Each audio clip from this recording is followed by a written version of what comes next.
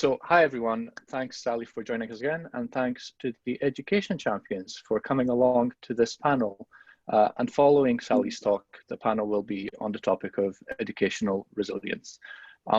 So what we've done is, over the past few weeks, we've been asking the CICSA education community to pose questions to the panel on the topic. So the way we're going to do this is I have the very easy job of running through questions, and the champions and Sally have the very difficult job of trying to answer them. So I'll be very relaxed and they will be very stressed. It's great for me. But before we start that, I wondered if we could go through and have each of the champions say hello. So I'll do this in order of my Zoom. I'll call your name and then hello, where you're from, so on and so forth. Rachel? Okay, hi everyone. My name is Rachel Menzies. I'm a senior lecturer at the University of Dundee. So hello, welcome. Thank you. Karen? Hi, I'm Karen Shankland. I'm a professor of computing science at the University of Stirling. Debbie? Hello everyone, I'm Debbie Maharga, lecturer at Edinburgh Napier University. Tiffany? Hi everyone, I'm Tiffany Young. I'm a lecturer at RGU within the School of Computing. And Maria? Hi everyone, I'm Maria. I'm a lecturer at the University of Glasgow. Perfect, thanks everyone. So we have representation from 5 institutions across Scotland, and then of course, Sally herself. Without further ado, I'm just going to begin. I'm told that attendees can pose questions by clicking a question mark box on the platform, and if you can't see that, simply refresh the page. So first question for you guys. Universities across the world obviously have seen very major overhauls, and this is something we've kind of touched upon during our various webinars over the last few months. The question asks, how well do you think the move to online learning have been handled? And most importantly, what have been the key takeaways from this period that we should maintain moving forward? Started with an easy one, Mark. That's the easiest one I have.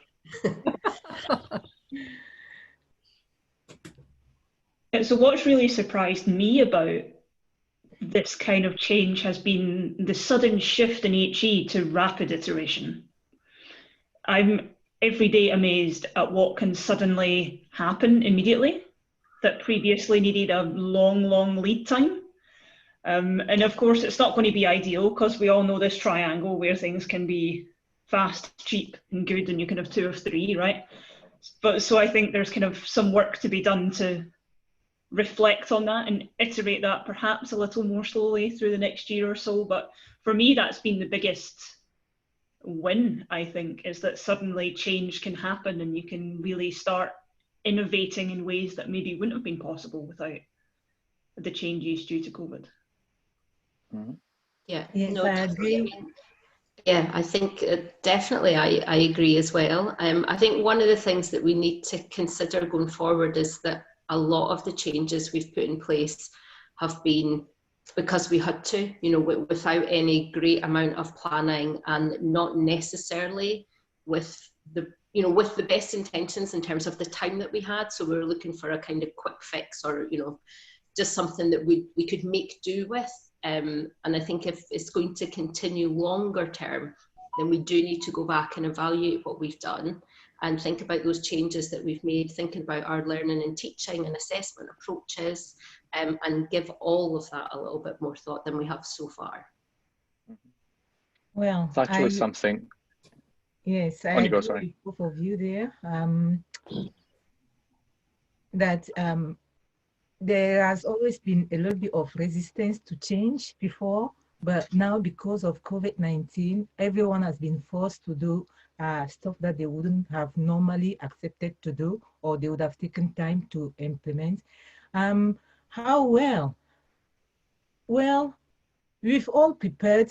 We knew that we will be moving to online learning, but we just started to actually evaluate if it's well implemented. We're going to have to wait another few weeks in order to actually understand what is going on, because preparing is different from actually living it, actually implementing it. So that's a gradual process to know how well it's something we'll discover maybe in the next few weeks.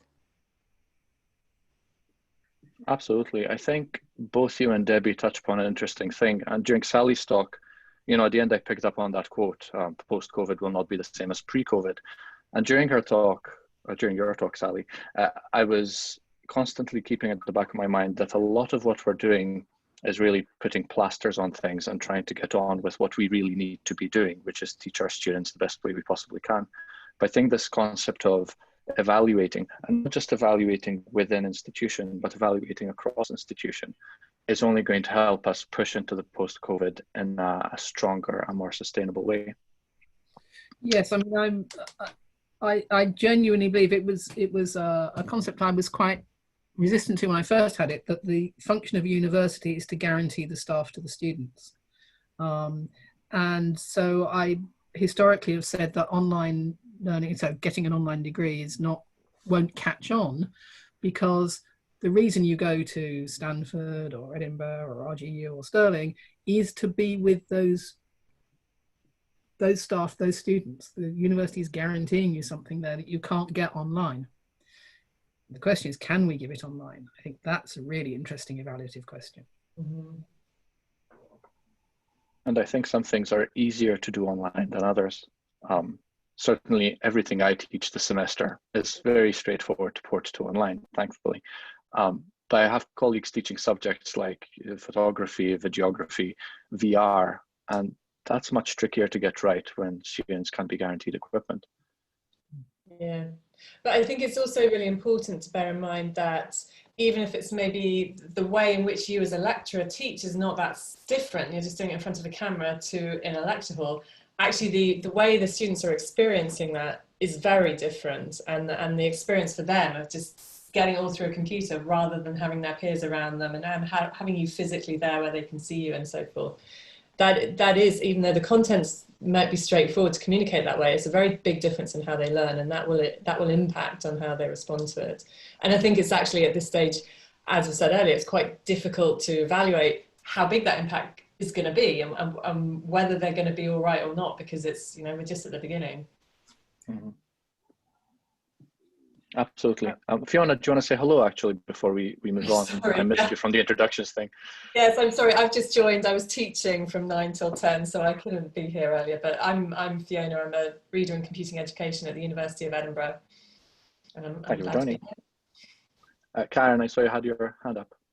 Yeah, just one of the things that I wanted to say about the way things worked at Stirling is that we had a tremendous amount of support centrally from our learning technologists and academic development, which at Stirling is the people who teach us how to teach. And they really did a huge job right at the beginning in setting up a sort of template that they felt would be best for online learning. Of course, it does remain to be seen whether that's really true. As everybody said, the evaluation is still happening. But I think that really helped a lot of us in terms of giving us a structure that we could hang our teaching around, because we do have to do something different from just what we used to do, but online. I think that's not going to work. You know, so I mean, I know that some places are having lectures, so you've got like a 50-minute lecture that's live delivered. I'm not sure how well that works, but you know, we're running a massive experiment right now to see how is this going to impact on the learning. And I totally agree with Fiona that there are going to be all sorts of things about how the students are receiving what we're giving. And I think in Sally's talk, you said something about community and how we have that community of learners. And I think we take it for granted that when they're on campus, they're already a community just by virtue of being on campus. And how we create that community online, I think, is a huge challenge.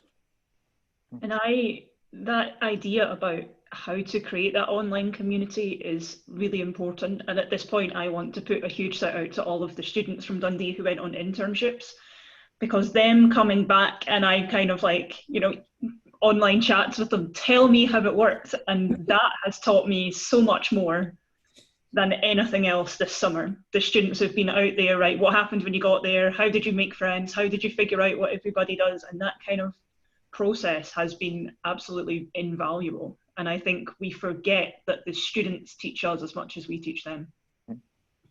Absolutely. And I think Karen touched on a very important point there, that we often talk about practice from the student point of view or the academic point of view, but there's been a big effort in RGU, and I'm sure across all the universities, from admin and the IT support teams and learning technologists, to make sure that we are equipped with the things we need to be able to port these things online so quickly.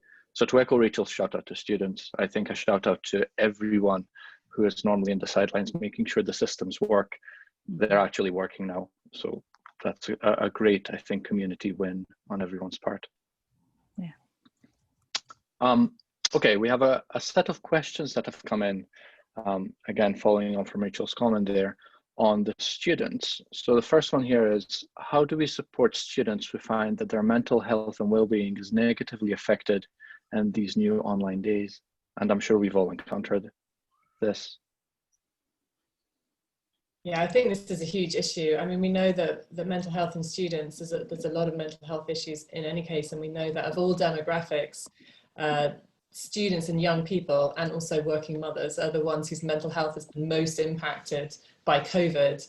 And now they're in this very difficult situation. I think it's really important to bear that in mind, but it's also very challenging to know what to do. I think as Karen was mentioning, that community is so important, making them feel they're not alone, which is really hard when they maybe physically are alone. Setting up opportunities for them to communicate informally, putting a lot of time into listening to what they have to say and communicating with them that you're listening and that you're trying to fix things. I think that's a real help, but it's a huge problem, and I think it's challenging at the best of times, but particularly now.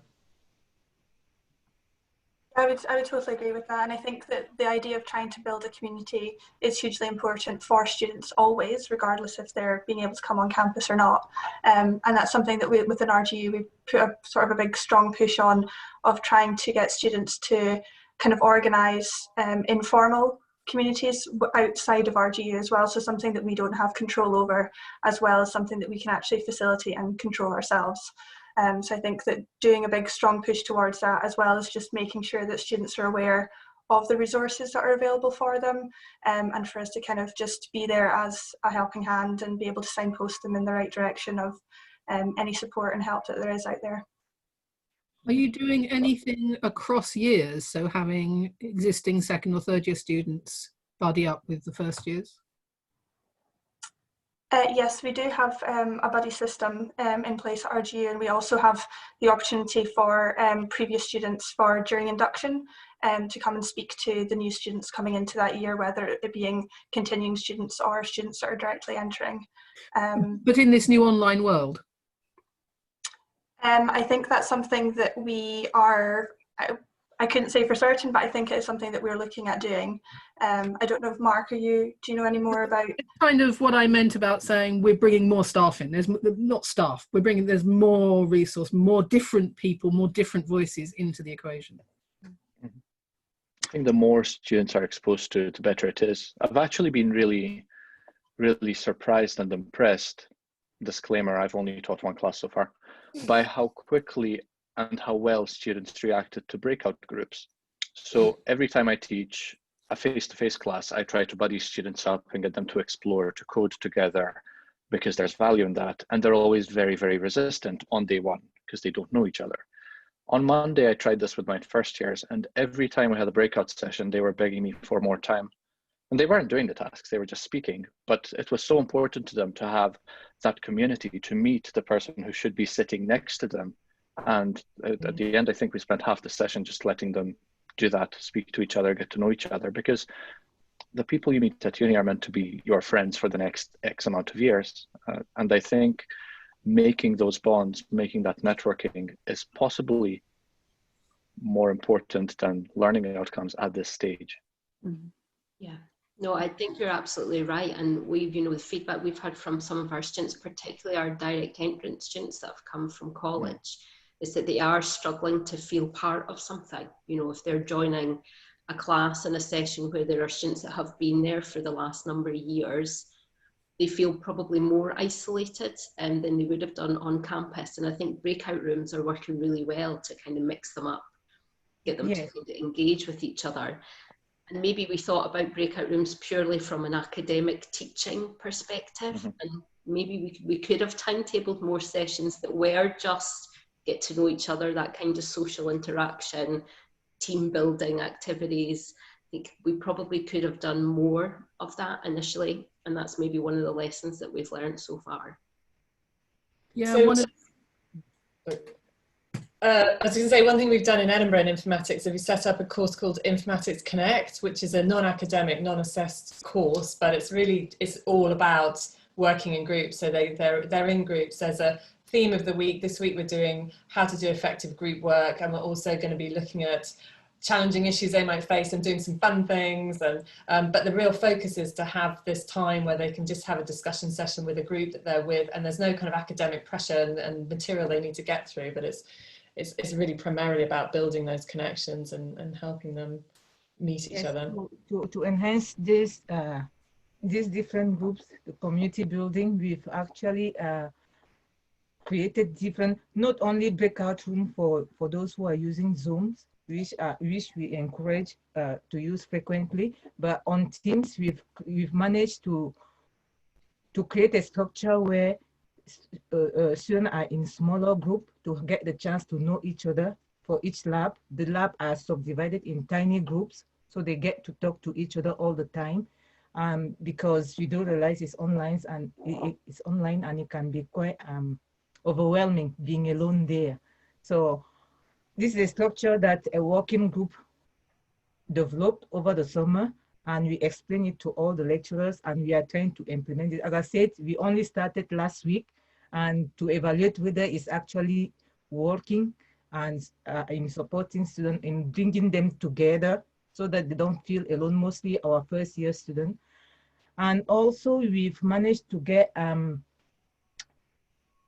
the demonstrators, we've managed to get, for instance, we have third year students who will demonstrate, who will help demonstrate first year students, just so that they know that these people have been through the same system. And so just to bring a little bit of that community building, so they know that the people with them have been through this and they can talk together. We're trying to raise engagement.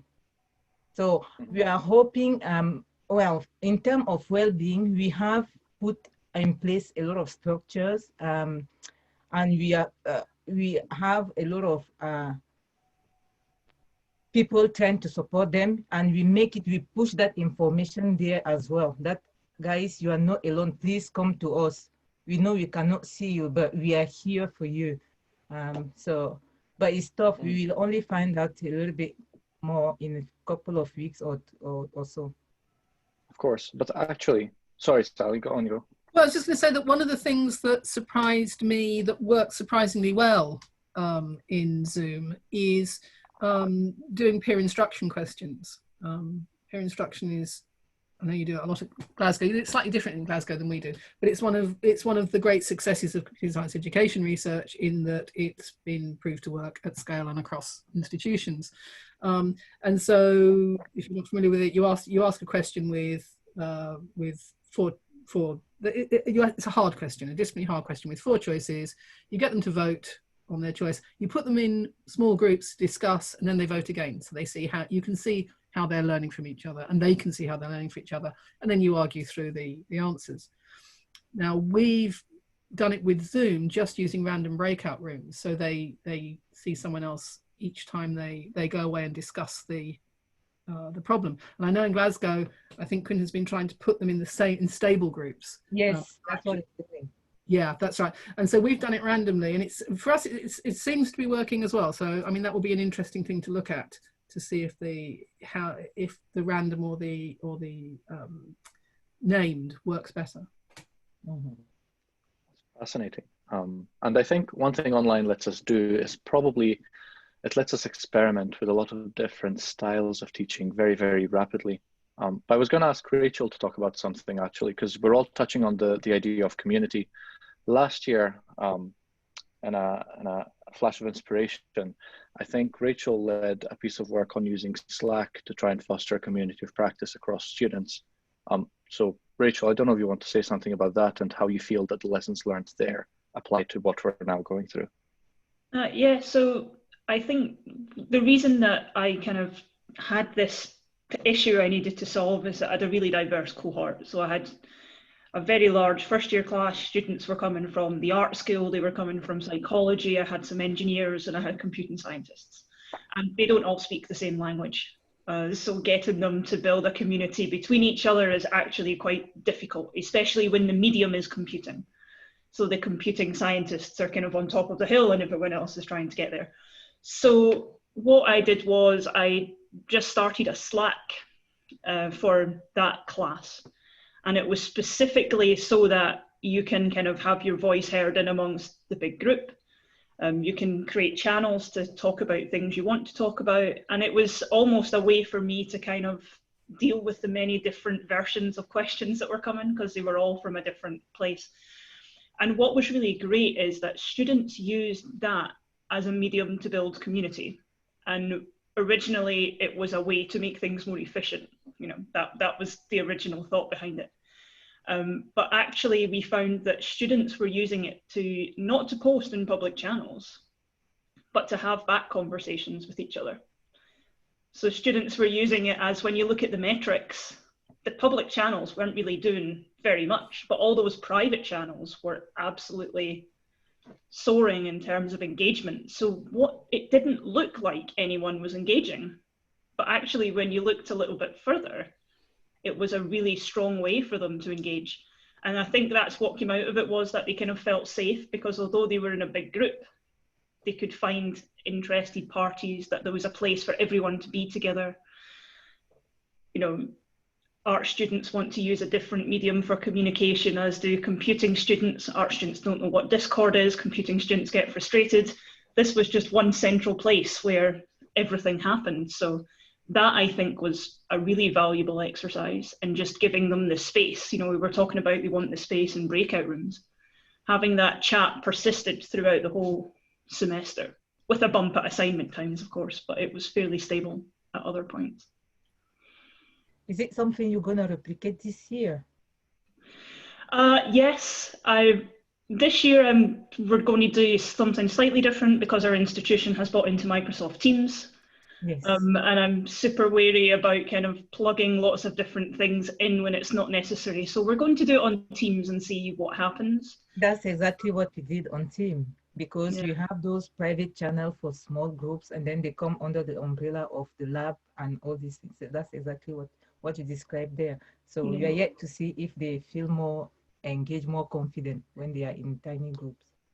Yeah. So what's an interesting question for me is the value the fact that there's the space, or did the fact that it was something different appeal as well? The fact that it was this overarching thing that everybody had to learn.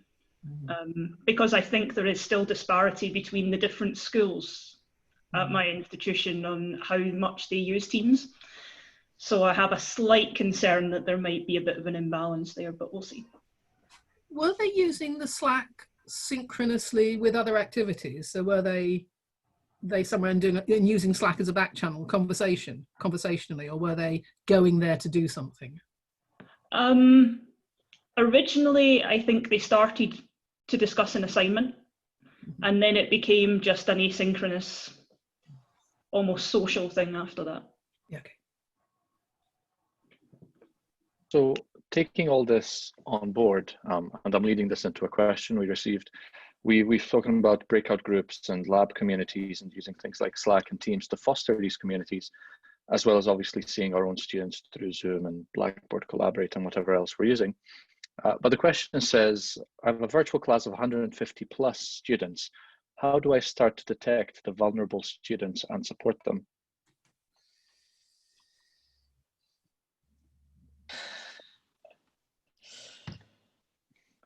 I told you the questions would get harder as we went on. That is a tough one. Because I'll speak about this a little bit while you guys think about it. But In a standard face-to-face class, I think it's very easy to see who's not engaging, because you show up, and if you're meant to have 100 students and 80 are there, then there's 20 students you can keep an eye on week in, week out. Some of them will come in, some of them won't, and you know exactly who to email. With online classes, we're recording them because we're trying to provide the best experience for our students, and some students have other responsibilities, so on and so forth. But this means students won't necessarily engage while I'm delivering my live material. This means that even though only half my students showed up tonight, that over the weekend, another 40% might engage with that material at their own pace, because obviously people have different responsibilities. So at what point do I then start looking through my logs to try and figure out who isn't engaging? Or to frame it differently, what does non-engagement look like when they have so many methods they can use to engage? Who am I to say what the right method of engagement is? So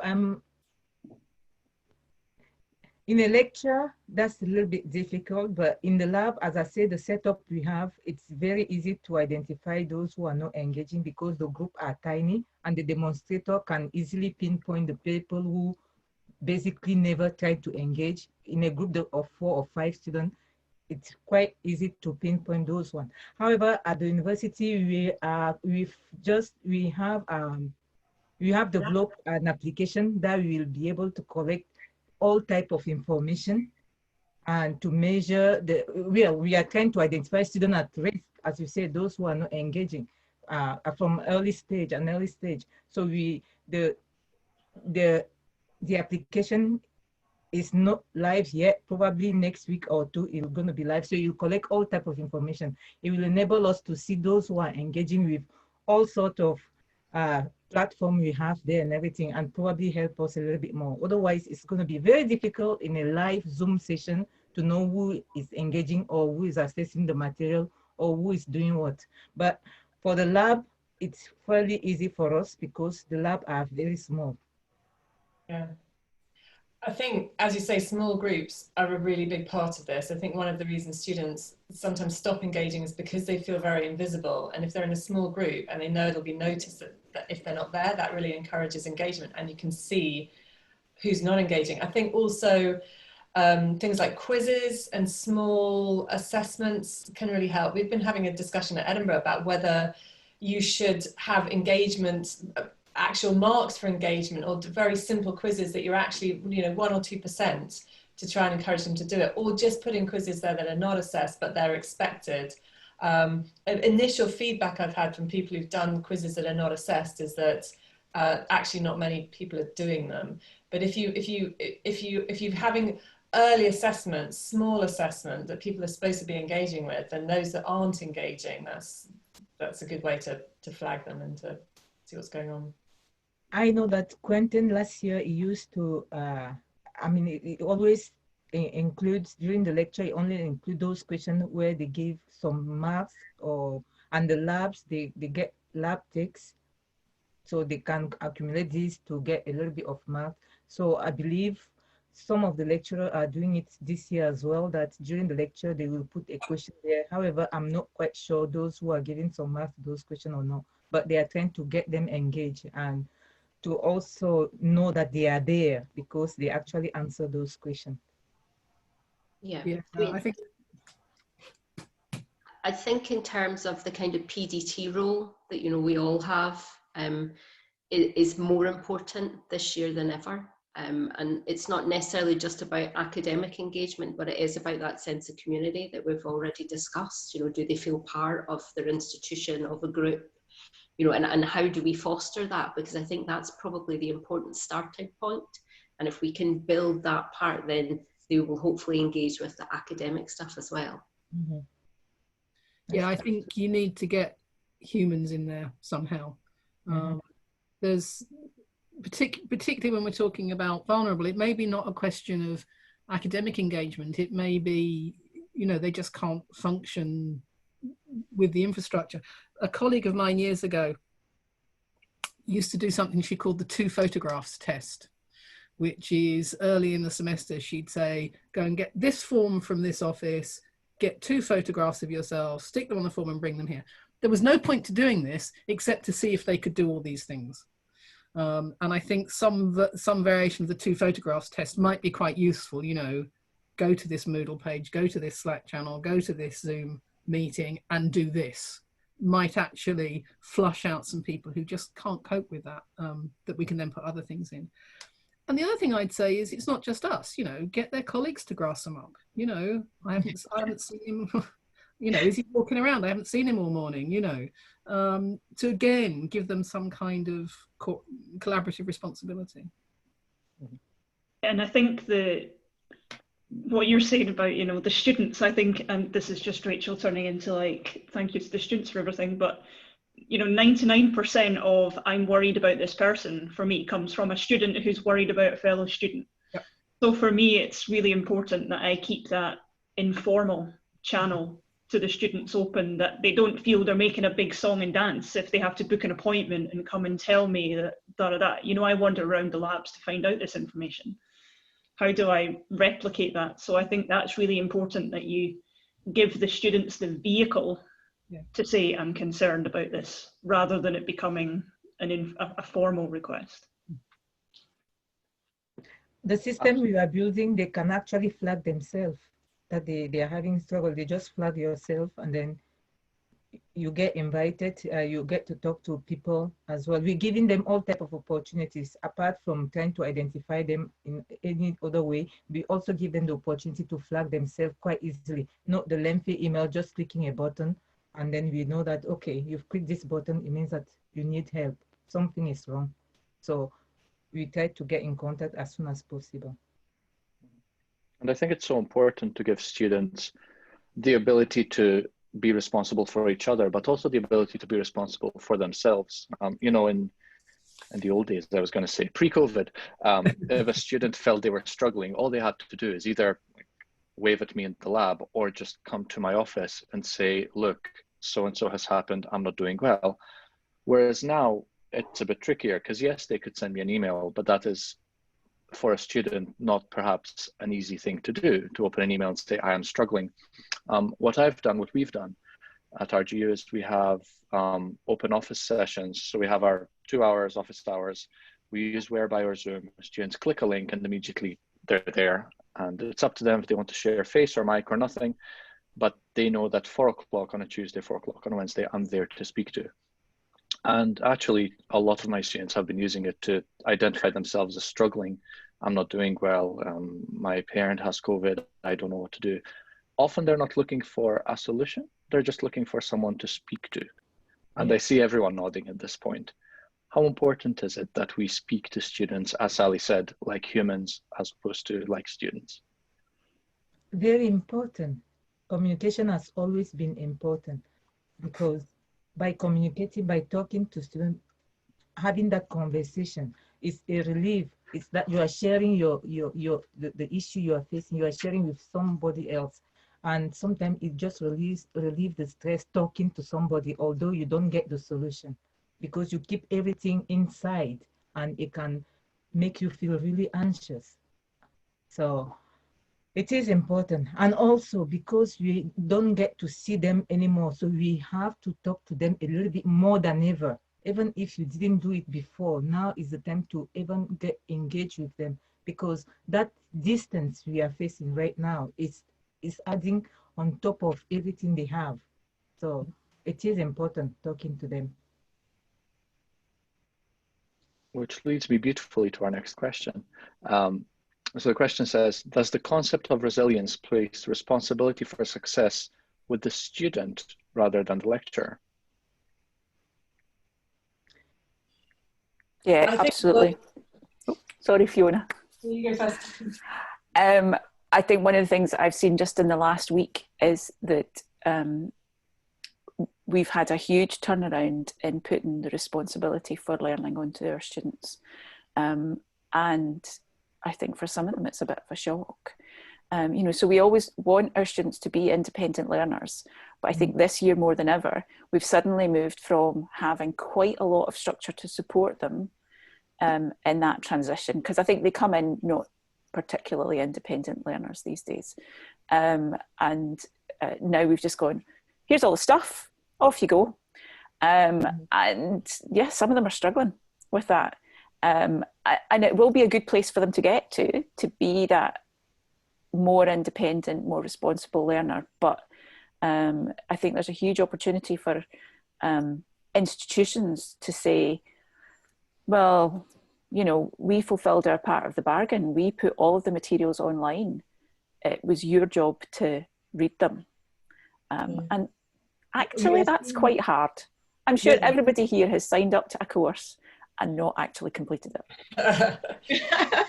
Well, it's a little bit different with us. We do understand that we put things online.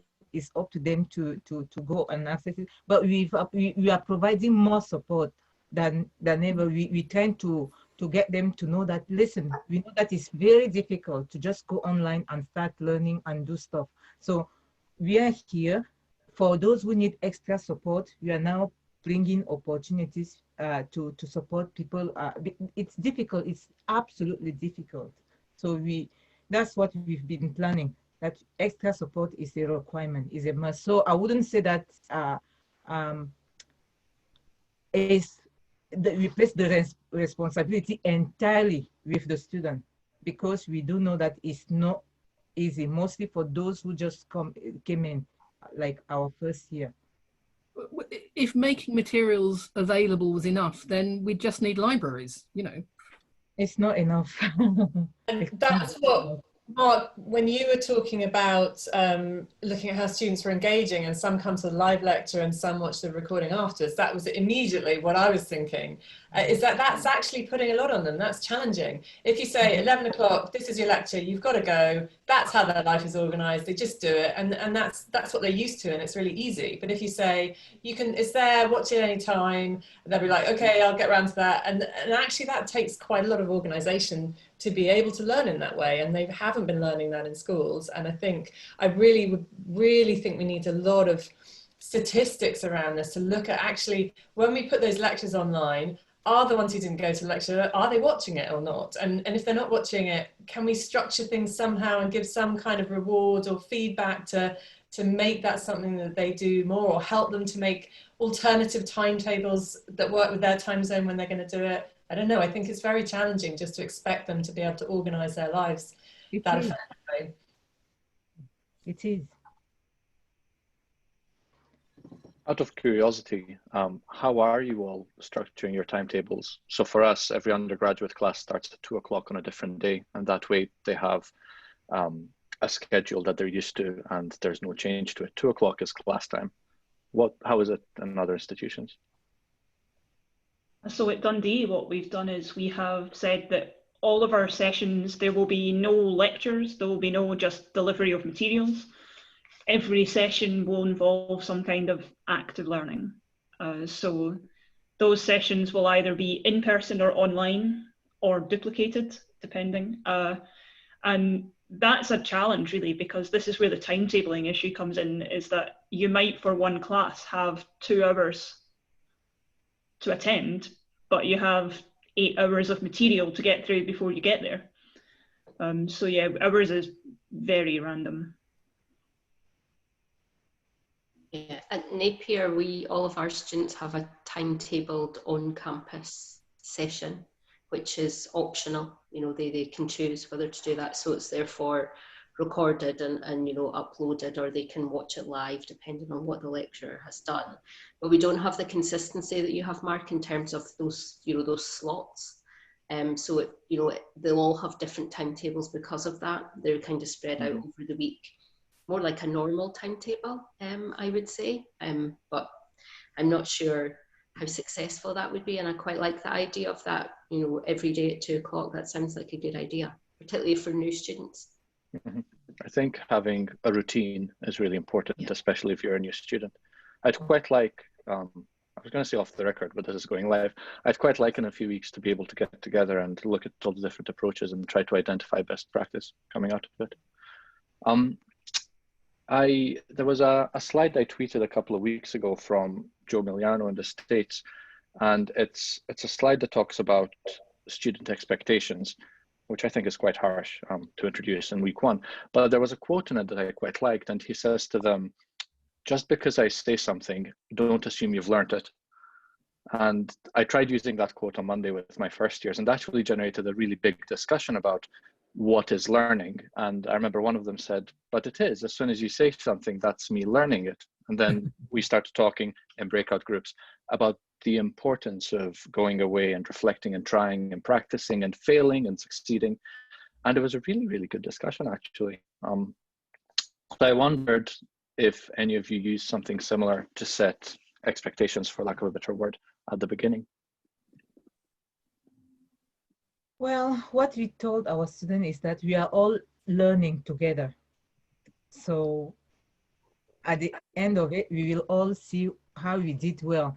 And we told them that because we are all learning together, don't be surprised if a lecturer, maybe in week 4 or 5, changes his approach to teaching or to because this is an experiment for every one of us. Most of us, we've not taught online. So just by telling them that, they've been quite yes, they understand that we are all together. This is a new approach, and we don't know what they're going to get from it and what we expect them to get from it. We may have assumption about that, but we don't know if it's what they're going to get. So we evaluate all these things at the end. And how the first semester, how it works will probably guide the second semester, because right now it's really a learning curve for everyone. Mm-hmm. And I think, as we keep on echoing, we have a responsibility as practitioners and researchers and academics to really see what's working and what isn't, so we can make recommendations for further iterations of this. That's all the questions we have, and I'm conscious of time, so I'd like to start closing. Are there any final thoughts before we start closing? Is there any words of wisdom you'd like to impart upon everyone listening?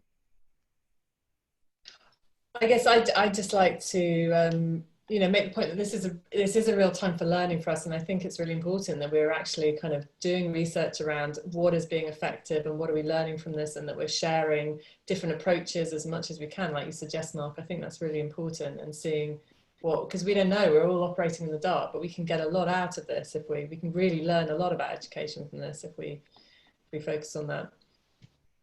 Perfect. And I'd like to make a shout out, I guess, to everyone watching. Please engage with us as Six Education, either with the education champion at your institution, or if your institution doesn't have an education champion, be one. We're looking for representation across all 14 institutions. We do things like this, they're great fun. We form a community and we make things better, I'd like to think, for our students. So on behalf of everyone watching, I'd like to thank the education champions for joining us, and I'd like to thank Sally for her inspirational keynote and for joining us as well. So thank you guys so much. As a few words of closing, I would like to invite Ella Taylor-Smith to say a few words about the ADA Festival. So you listening might already know this, but at Six Education, we fund some small projects, some workshops. And over the summer, Matt Barr from Glasgow Uni asked to run a workshop on tackling the gender gap, a big issue in our field, as we all know. And through the workshop, a lot of excitement was generated, and very quickly a group formed to launch the ADA Festival, which is happening in a few weeks, I believe, because we're now in October somehow. So I'd like to invite Ella to say a few words about that as our closing. Hi, Ella. Yeah, thanks, Mark. So as Mark said, the aim is to welcome girls and women into computing and address gender imbalance, but also to build a network of the groups and organisations who are working in this area in Scotland. You know, I think I might just, no. So the format is a website where we have partners and we have activities, and that includes some activities that can be done at any time. The website is live now. It's at ada.scot or www.ada.scot if you like to go the old-fashioned way. And we're going to have live events in 2 weeks' time around Ada Lovelace Day on Tuesday the 13th. So what is really interesting for you and your students? The launch events on Tuesday. We've got we've got the launch itself, where we're launching our video competition, and we've got Q&As with software engineering graduate apprentices, and we've got advice from inspirational women in tech. So if you go to the live page on the website, I'm hoping to put all this in the chat so you can find the links, but if you don't find it there, I'm also going to put it on an email to the CICSA education list. Okay, the other thing that is going to be good for your students, I think, is the video competition. We've got some really great prizes. I mean, it's got a student category, so any student studying any computing subject is really welcome to join in. And also as partners, if you've got a group at your uni that's supporting women in computing, then you should really be partners on our website. So get in touch with us about that. You can either contact me or Matt, or you can email us directly at hello@ada.scott. And there's lots of activity for younger girls and girls at school if you've got children. So get in touch if you've got any questions. And maybe I will just share you the website so you'll know what I'm talking about. Can I share? No, I don't have that privilege. Okay, but yeah, get in touch if you've got any questions, and thanks to CICSA for supporting, and hi to Maria, who's also on our team. Hi. Thanks, Ella. That was really good. And I believe the festival is on the 13th of October? Starting on the 13th, but we'll have some activities going over the following days, and hopefully into the following years, when we might even jump offline into the real world at some point. Perfect. Thank you very much. So as a few words of closing, I guess I'd just like to say, from the discussions we've had today, from Sally's keynote, it is very obvious that within education, we're in a very interesting shift, and things are happening very, very quickly. It's never been more exciting to be in education, I think. So this is why it's all important for you guys listening to us and watching us to engage with us and to help us make education better for everyone involved. And on that note, I'm going to stop speaking, otherwise I'll keep on going forever. So thank you, enjoy CICSA conference, enjoy Scottsoft, and we hope to see you shortly.